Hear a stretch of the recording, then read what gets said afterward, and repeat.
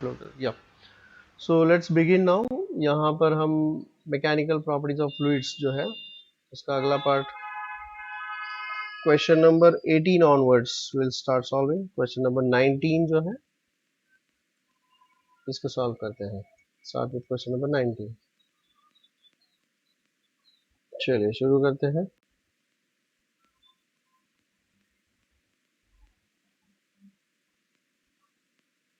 चलिए शुरू करते हैं question number 19.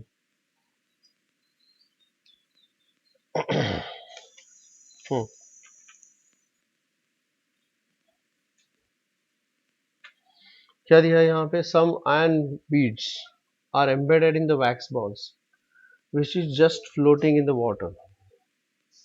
which is just floating in the water. floating का मतलब क्या होता है जी? floating का मतलब है that is something like this. ये देखिए ऐसा कुछ है. ये है वाटर का लेवल और इसमें जो वैक्स बॉल्स है they are floating like this. this is a wax ball और इसके अंदर है iron balls, something like this. iron beads are there. this is the iron bead. it is embedded in the wax ball और ये है water level. I hope this is clear to you all. this is water level. ये है wax ball and this is the iron bead.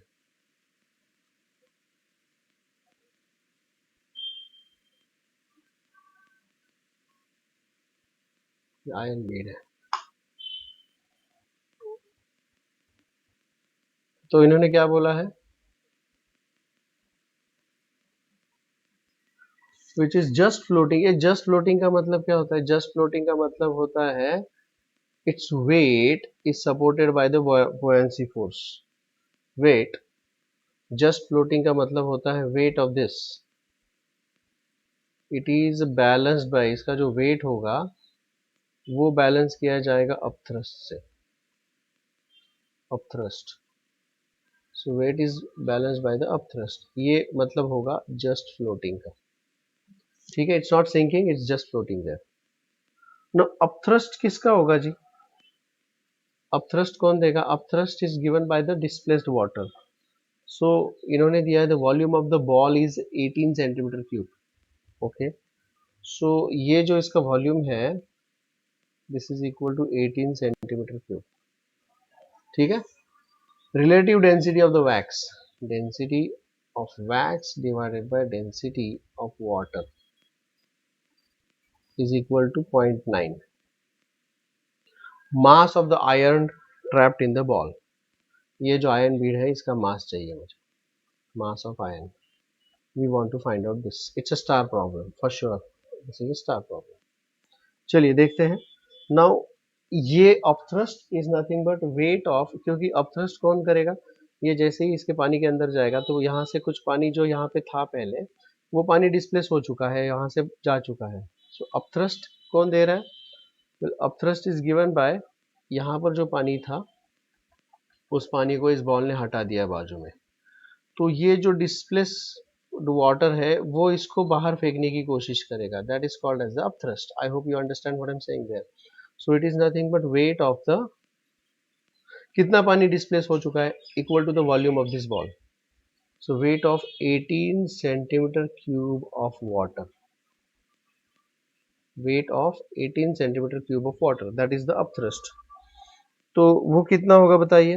Now this is nothing but wait मतलब मास of that water into g, but mass, now density of water is equal to mass upon volume. So this is nothing but mass के जगह पर में आएगा density of water into volume that is displaced into g, isn't it? Now यहाँ पर centimetre में दिया है तो I'll take it as this density of water जो होता है, density of water is 1000 भी होता है और 1 ग्राम पर सेंटीमीटर क्यूब ऐसा भी होता है. So I will solve this question in the CGS system. ठीक है. सो डेंसिटी उसका है 1, वॉल्यूम उसका है 18 centimetre cube into g. G को मैं सब्स्टिट्यूट नहीं करूंगा, ऐसे ही रखूंगा. So what is the upthrust here? 18g is the upthrust here. अच्छा, what is the weight here, इसका वेट कितना होगा, इसका वेट होगा भाई, इसका वेट होगा mass of the wax plus mass of the iron beads into g, ऐसा होगा, राइट, इजंट इट? सो यहाँ पर मैं लिखूंगा mass of the wax plus mass of the iron beads into g is equal to 18 times g, दोनों तरफ से g gets cancelled, so मुझे चाहिए mass of the iron beads, what will be the mass of the iron beads, mass of the iron beads is equal to 18 minus mass of the wax, this is mass of the wax, बराबर है क्या, क्योंकि wax and iron beads they are embedded together, they are put together, ठीक है, so that is equal to, अब मुझे mass of the wax चाहिए, तो मास ऑफ द वैक्स के लिए मुझे क्या करना पड़ेगा, मास of the wax is nothing but, now this volume is very small, तो यहाँ पर एक चीज बहुत इंपॉर्टेंट है, क्या इंपॉर्टेंट है, नेग्लेक्टिंग द, क्योंकि यहाँ पर मास of the wax find out करने के लिए मुझे क्या करना पड़ेगा, मास of the wax is nothing but, it is nothing but density of the wax is equal to mass of the wax upon volume of the wax, ये use करूंगा, and then that is nothing but mass of the wax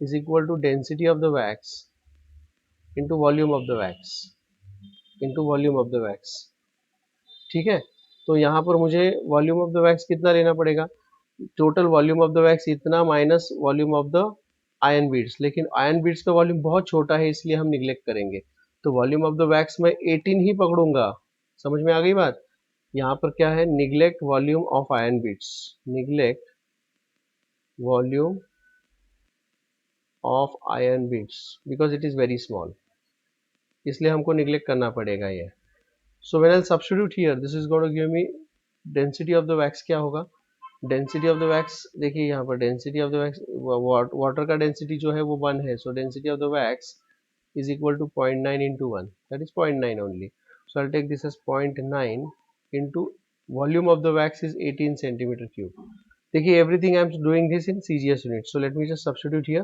now mass of the wax I'll substitute here, so this will become 18 minus 0.9 times 18, I'll take that 18 common, this will become 1 minus 0.9, that is equal to 18 into 0.1, and that is equal to 1.8 gram, this is the mass of the iron beads, 1.8 gram, so this is the answer, A is the answer here, and this is no doubt a star problem. I hope this is clear to you all, please check and tell me whether this is clear to you all or not. Hello, hello, Sir, can you please repeat once the whole yeah, sum? I'll show, yeah, I'll explain this once again, check here please, देखिए, the other day I explained you about the hydraulic brakes, these hydraulic brakes, they are based on, they work on Pascal's law, ठीक है, they work on Pascal's law. Now before I go for the next question, before I go for the next question, I want you all to understand a formula. एक formula मैं आपको बताना चाहूंगा, density and relative density का formula, these are the two important formulae, क्या बताया मैंने यहाँ पे, relative density of solid and relative density of liquid, किसी भी लिक्विड का या सॉलिड का रिलेटिव डेंसिटी चाहिए तो उस सॉलिड को एयर में मेजर किया जाएगा, उसका वेट वाटर में मेजर किया जाएगा, so weight in the air upon loss of weight in the water, relative density of liquid, weight loss in liquid upon weight loss in water, as simple, ये फॉर्मूले आपको याद रखने हैं, एक्सेप्ट करने हैं एज इट इज.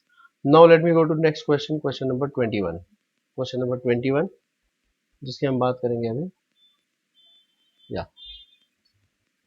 देखते हैं क्या दिया है यहाँ पे, सो once we know the formula this becomes very easy for us to solve, क्या दिया है देखिए, a piece of solid weighs 120 gram in air, 80 gram in water and 60 ग्राम होना चाहिए, केजी नहीं होना चाहिए, 60 केजी नहीं, 60 ग्राम इन लिक्विड, ठीक है, this has to be 60 gram in liquid, the relative density of solid and that of liquid are respectively, let's put it very simple, बहुत simple है ये, so relative density of solid क्या आएगा बताइए, relative density of solid, weight होगा तो into g होगा, so this will be solid weighs this much in air, so weight in the air is 120 divided by weight in the air minus weight in the water. Weight in the air is 120 minus weight in the water is 80, so that is 120 upon 40, that is 3. So relative density of solid is 3, and relative density of liquid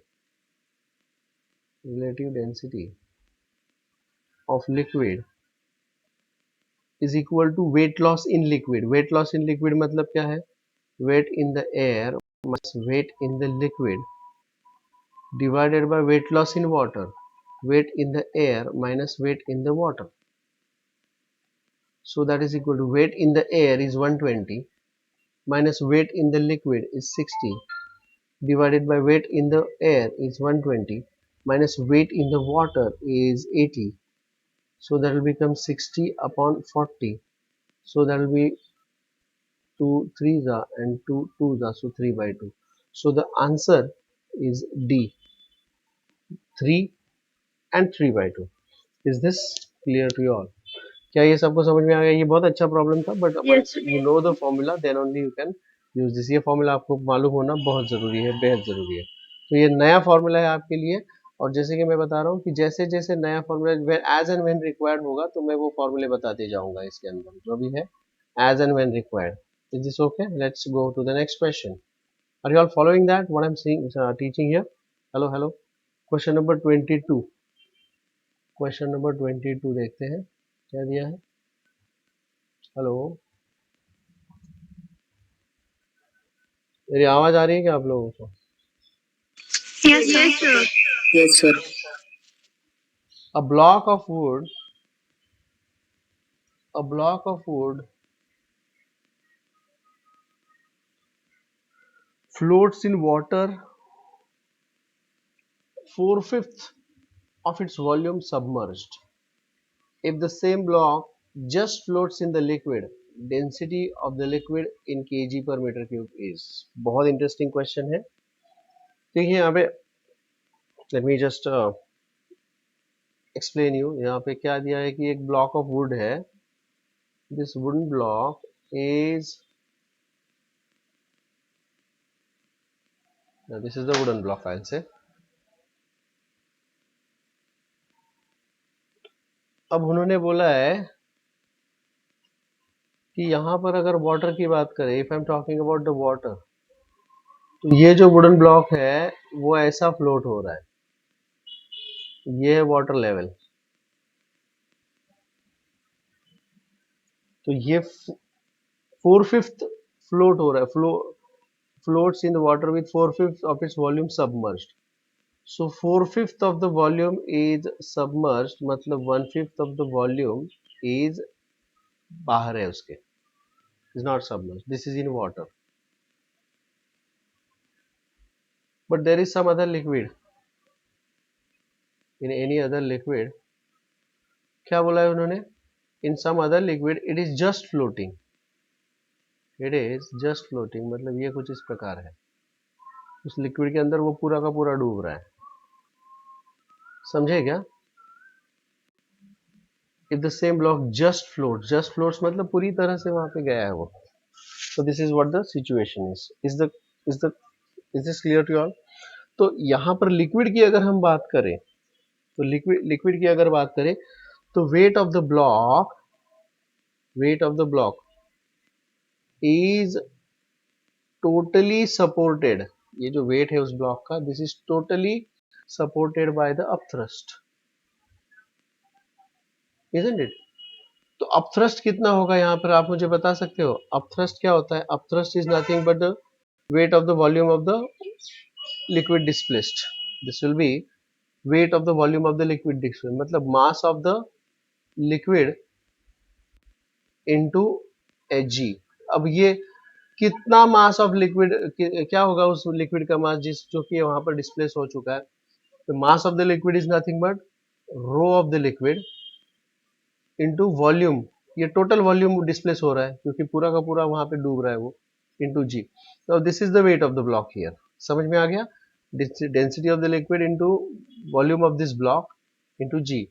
where as अगर मैं यहां पर लिखूं यही equation, the weight of the block यहां पर it is equal to upthrust by the, ये upthrust है by the water, there is upthrust by water, isn't it? Now that is nothing but कितना अपथ्रस्ट होगा यहाँ पर, it is the mass of water displaced into g. कितना amount of water displace हो चुका है, डेंसिटी ऑफ वाटर इनटू कितना volume, ये 4/5 of this volume is displace ना, क्योंकि 4/5 जो वॉल्यूम है वो पानी के अंदर गया तो उतना पानी डिस्प्लेस हो चुका है। So this density into volume, volume कितना है 4/5 टाइम्स v इंटू जी। अगर टोटल ब्लॉक का वॉल्यूम v है तो उसमें से 4/5 वॉल्यूम यहाँ पर है और यहाँ पर पूरा वॉल्यूम अंदर जा चुका है। This is wait of the block. तो ये भी वेट ऑफ द ब्लॉक है और ये भी वेट ऑफ द ब्लॉक है। तो let me just equate these to both. अगर इन दोनों को मैं इक्वेट कर देता हूँ तो मुझे क्या मिलेगा, density of water into 4/5 time volume into g is equal to density of liquid into V into G. इसमें से V and G gets cancelled. So what is, they are asking what is the density of the liquid. The density of the liquid is nothing but in kg per meter cube. Density of water is 1000 into 4/5. So this is 5 2s, isn't it?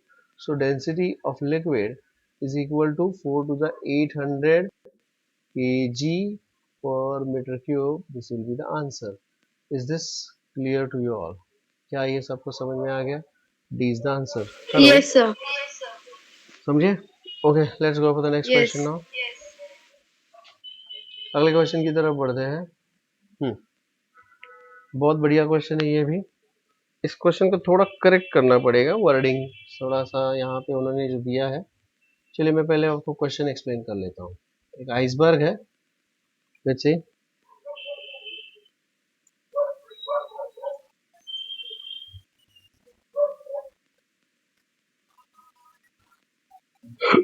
चलिए देखते हैं क्या दिया है यहाँ पे। यहाँ पे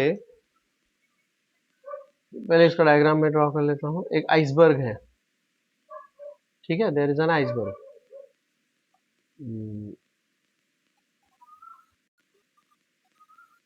this is an iceberg, let's से,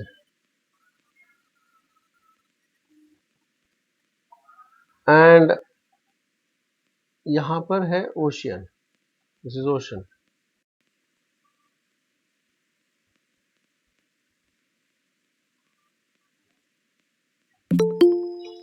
this is an ocean we से।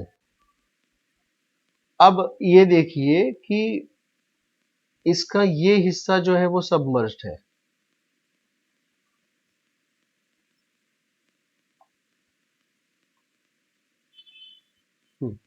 This part is submerged. Total volume जो है V is equal to total volume, total volume of iceberg, ठीक है। उसमें से x, ये जो x पार्ट है, let me call this part as x। What is this x? It is outside the volume, outside the water, volume outside water, ठीक है। और ये जो है V minus x, this is the volume submerged, volume submerged. I hope this is clear. चलिए अब question पढ़ते हैं। Iceberg floats in sea water with part of it submerge, उसका कुछ हिस्सा सबमर्ज है। कितना हिस्सा सबमर्ज है? V minus x. The percentage fraction of the iceberg submerged is, density of ice दिया है, डेंसिटी ऑफ वाटर दिया है, कितना परसेंटेज सबमर्ज होगा ये पूछा गया है। इस क्वेश्चन को मैं फिलहाल के लिए बाजू में रखता हूं। आई रिपीट, इस क्वेश्चन को मुझे बाजू में रखना पड़ेगा। चलिए देखते हैं तो कितना हिस्सा सबमर्ज्ड है और कितना पोर्शन उसका, कितना परसेंटेज सबमर्ज्ड है और कितना परसेंटेज उसका बाहर है, ये मुझे फाइंड आउट करना है बाय द वे, ठीक है। नाउ यहाँ पर वो सबमर्ज्ड है, सबमर्ज्ड है मतलब क्या है?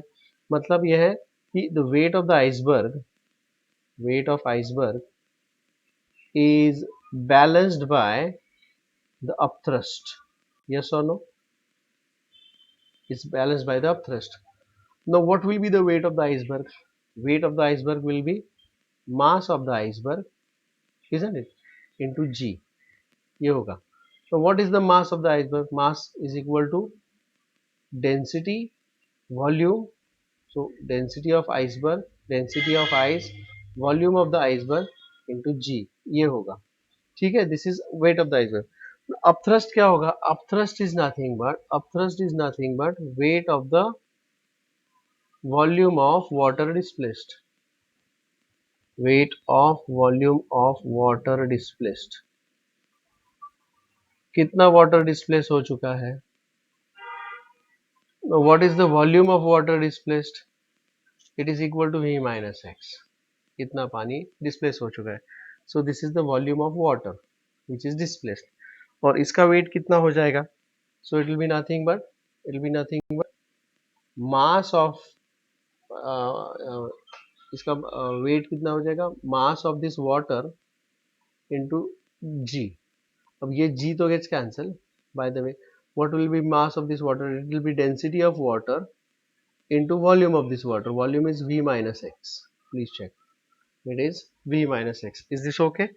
Now they say कितना परसेंट है?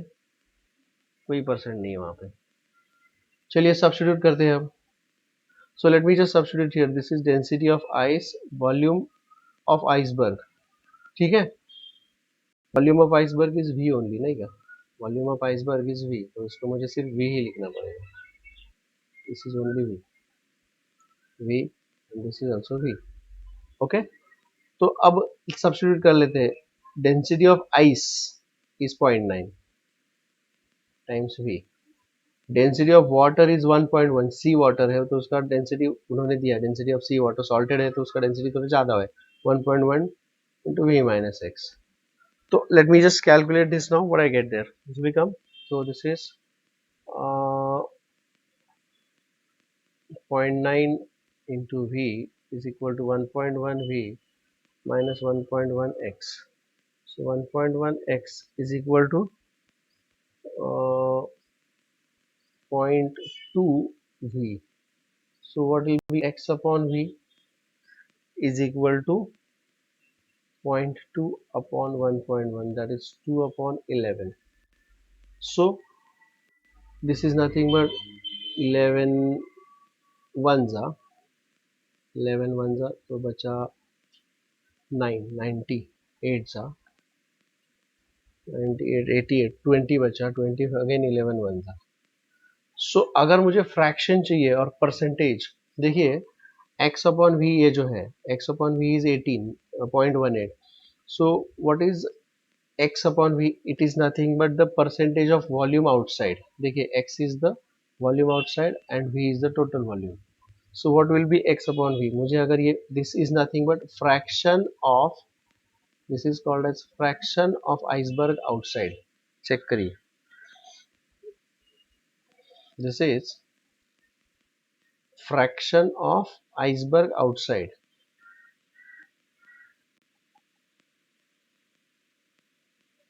outside water. ठीक है, ये हो गया इतना. तो मुझे अगर परसेंटेज ऑफ आइसबर्ग आउटसाइड चाहिए, percentage of iceberg outside water चाहिए, तो इसे मुझे x अपॉन वी को इंटू 100 करना पड़ेगा. That means 0.18 into 100. So that will become 18%. So 18% of iceberg is outside. अगर 18% आउटसाइड है, इसका मतलब क्या है? इसका मतलब है 72% of iceberg is submerged inside water. 72% of iceberg is submerged. Is this clear?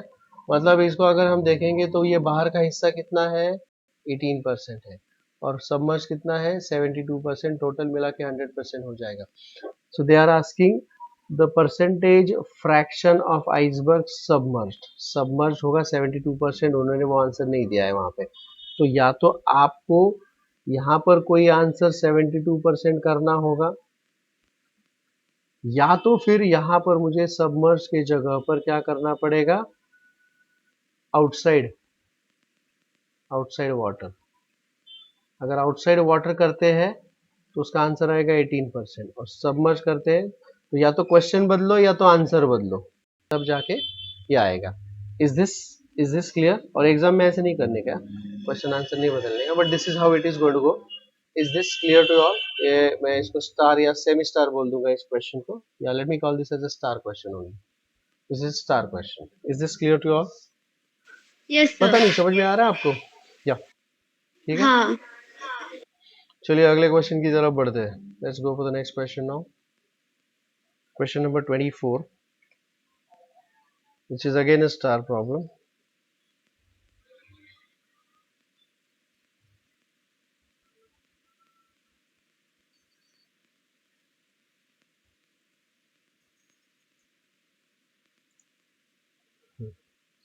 क्या दिया है यहाँ पे?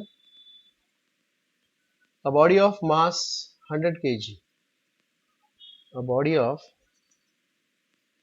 mass 100 kg and density 500 kg per meter cube floats in water. Floats, float का मतलब क्या होता है? फ्लोट का मतलब क्या होता है जी? What is meaning of float? Float क्या होता है? ओए, फ्लोट क्या होता है?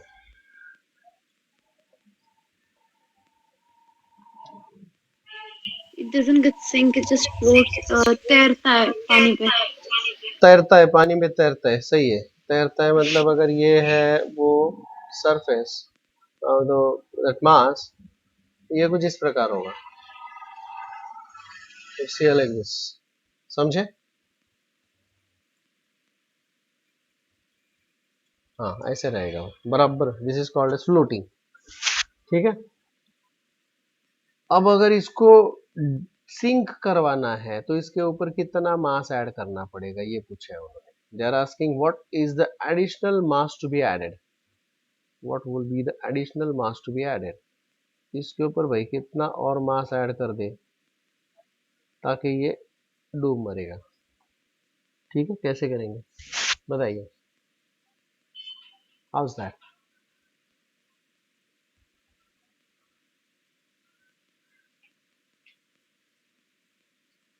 हम्म, चलिए यहाँ पर इसका वेट कितना होगा वो बताइए, क्योंकि क्या है अगर मास ऐड करते जाएंगे तो actually what is the weight, there are two things which are acting here, by the way there are two things which are acting here.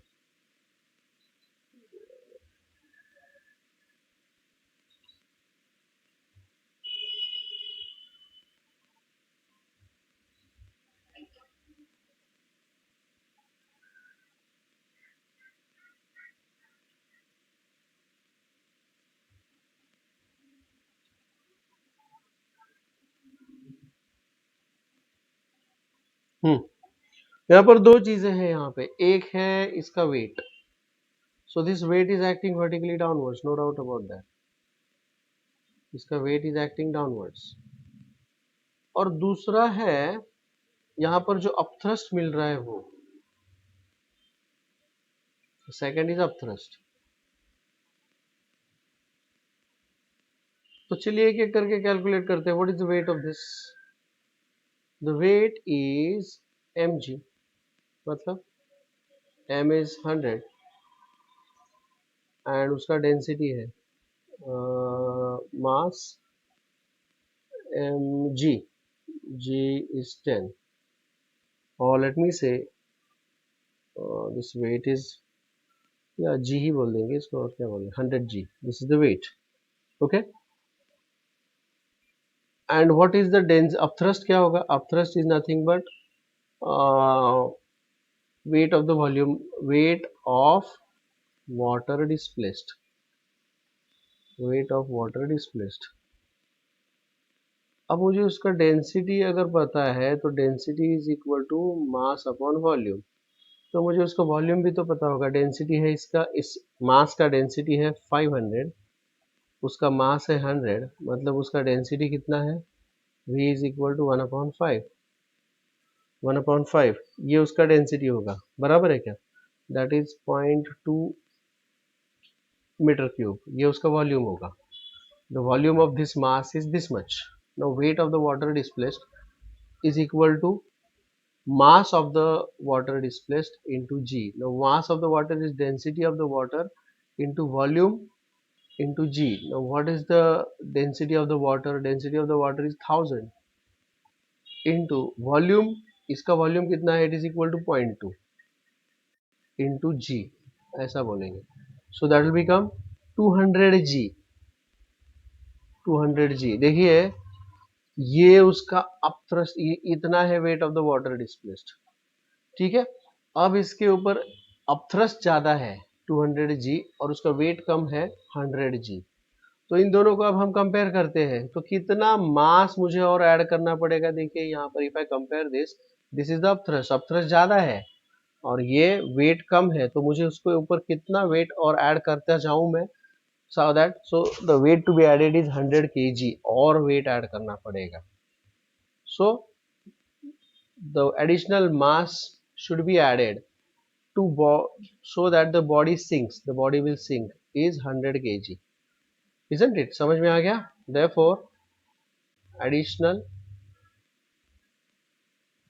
mass to be added to sink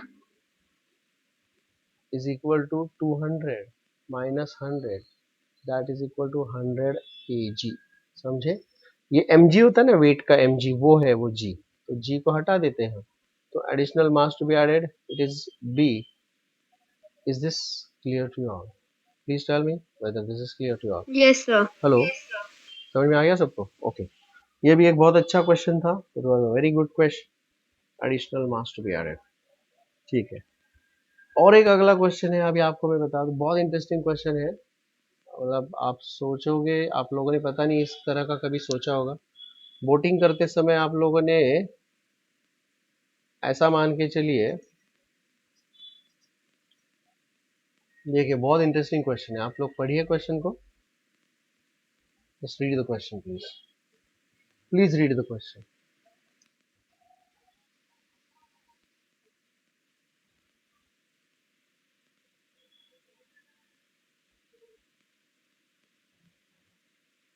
पढ़ लिया?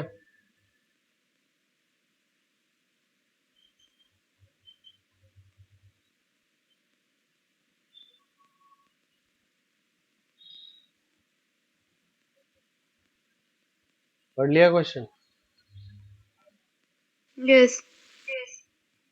देखिए ये एक boat है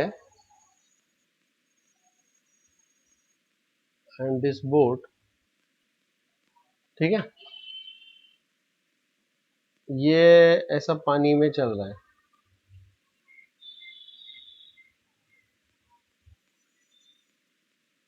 this is water level. इसके अंदर एक आदमी बैठा है यहाँ पे. ये आदमी वही पानी पी लेता है. A man sitting in a boat which is floating in the pond. If the man drinks some water from the pond, यहाँ से कुछ पानी वो पी लेता है. समझे क्या? The level of the water in the pond, what will happen to the level of the water. देखिए यहाँ से अगर वो पानी पीता है, सुनिए मेरी बात, यहाँ से अगर वो पानी पी लेता है तो वो पानी का वेट यहाँ पर ऐड हो जाता है, बराबर है क्या? तो वो वेट ऐड होने की वजह से ये थोड़ा सा नीचे जाएगा, ऐसे अपने को लगेगा, लेकिन उतने ही पानी को वो डिस्प्लेस भी करेगा. जैसे ही वो नीचे जाना चाहेगा उतने ही पानी को वो डिस्प्लेस करेगा और उतना ही अपथ्रस्ट उसके ऊपर ऐड करेगा. So the level will remain over the same, eight the same place. The level does not change. Did you understand what I explain here? Hello, Yes. समझ में आ गया मैंने आपको क्या बताया? Remains hello hello. unchanged. Yes. या the level will not, या क्योंकि जैसे ही यहां से पानी जाएगा इधर जाएगा, बराबर है क्या?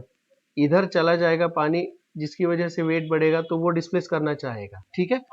तो वो पानी उधर चला गया है और उसकी वजह से वो नीचे जाना चाहेगा, लेकिन उसकी वजह से डिस्प्लेसमेंट, वहां पे जो वाटर डिस्प्लेस्ड है वो वाटर डिस्प्लेस्ड है, वो दोबारा अंदर जा रहा है, जितना वाटर डिस्प्लेस हो रहा है उतना ही वाटर यहाँ पर अंदर जा रहा है, तो level will remain at the same place, the level will remain unchange, this is the answer. चलिए, this was a theoretical kind of question. I will go for the next question now, question number 27। Question number 27। 26 जो है आप लोग देख लीजिएगा, ये easy question है, मैं इसको डिस्कस नहीं करूंगा, थियोरेटिकल टाइप ऑफ क्वेश्चन है, इसलिए मैं आगे चलता हूँ। बहुत ये जो न्यूमेरिकल एबिलिटी वाला क्वेश्चन है वो मैं सॉल्व करना चाहूंगा, न्यूमेरिकल वाला। ओके, चलिए क्वेश्चन नंबर 27, ये देखिए।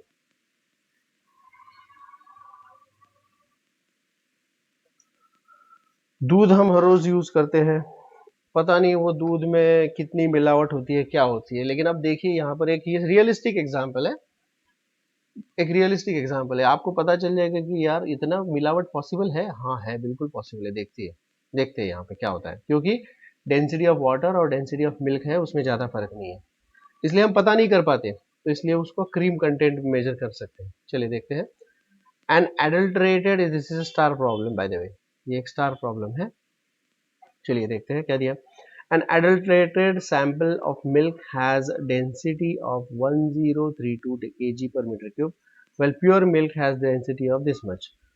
Then the volume of pure milk in the sample of 10 liters of adulterated milk is। देखते हैं। देखिए यहाँ पे what is the density of adulterated milk? Rho A, it is 1032 kg per meter cube. Density of pure milk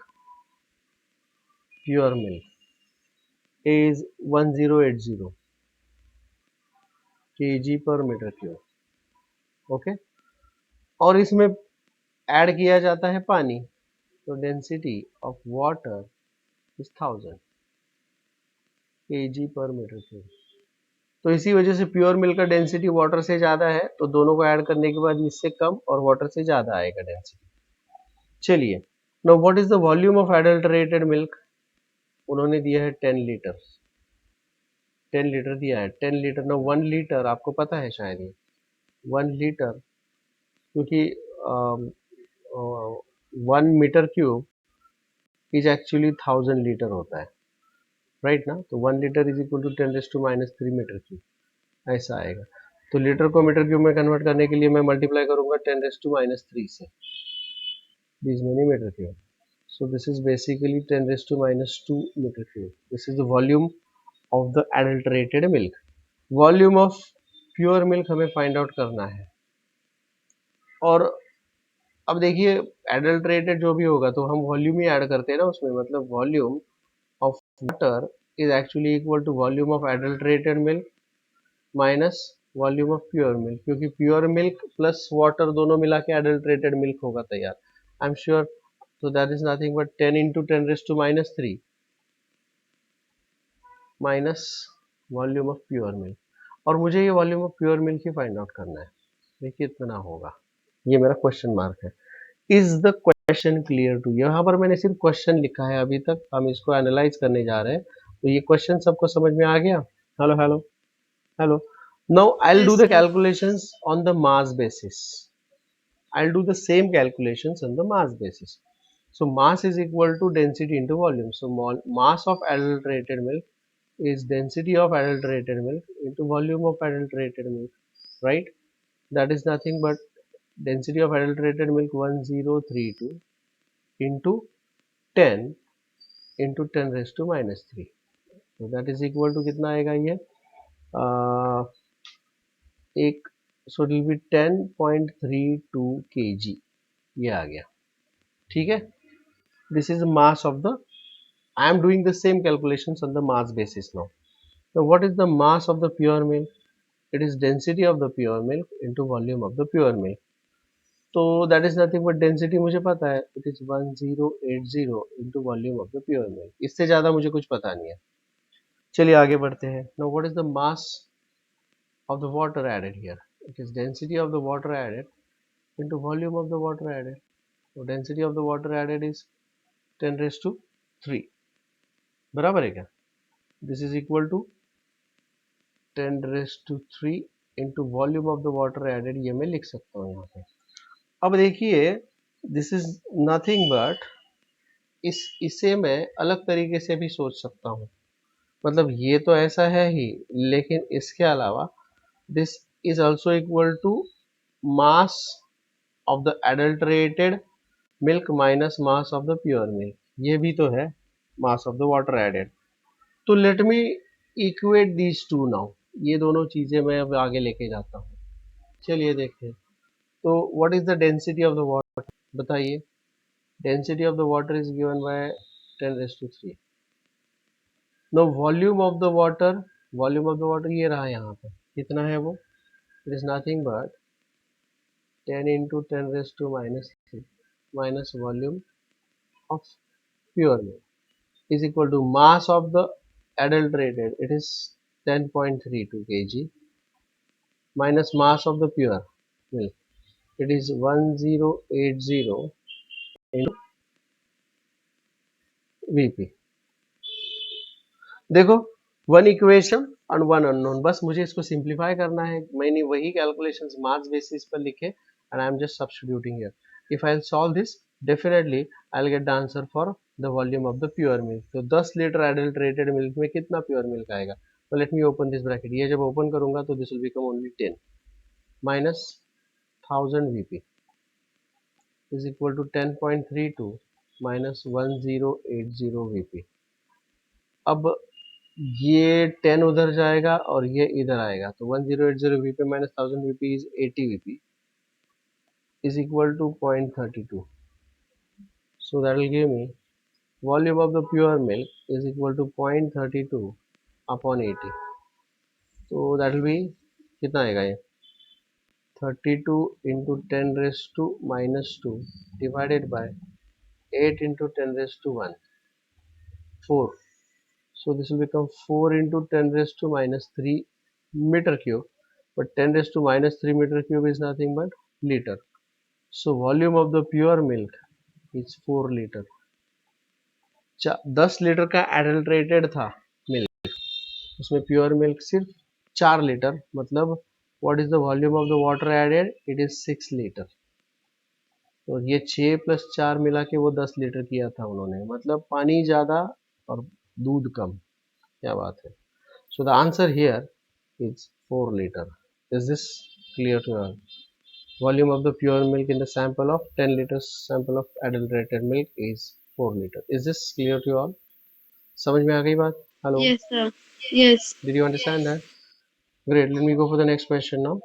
ये भी एक बहुत अच्छा क्वेश्चन था, this was a very nice question, और इसे भी मैं एक स्टार क्वेश्चन ही बोलूंगा, this was a star question for sure. Normally हमें इस टाइप के क्वेश्चन जो होंगे तो आपको ये डेंसिटी बेसिस पर, डेंसिटी से वॉल्यूम बेसिस, वॉल्यूम से mass basis, and then I got the answer there. Let me go for the next question now. या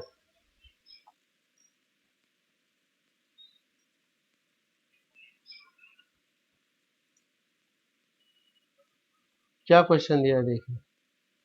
अ body is just floating, this is theoretical question, इसमें solve करने वाला है कुछ नहीं है, एक थियोरेटिकल क्वेश्चन है। Body is just floating on the surface of a liquid, the density of the body is same as that of the liquid. Yes, density of the body is same as that of density of the liquid, और वो just float हो रहा है। The body is slightly pushed down, तो क्या होगा, मतलब वो बॉडी ऐसा फ्लोट हो रहा है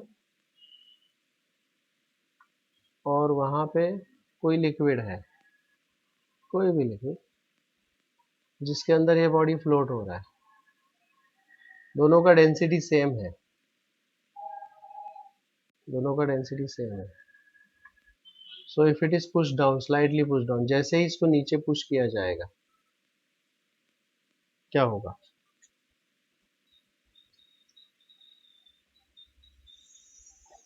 देखिए जैसे ही हम इसको पुश करते हैं, what is likely to happen at the next stage, let me just tell you. जैसे ही हम इसको पुश करते हैं,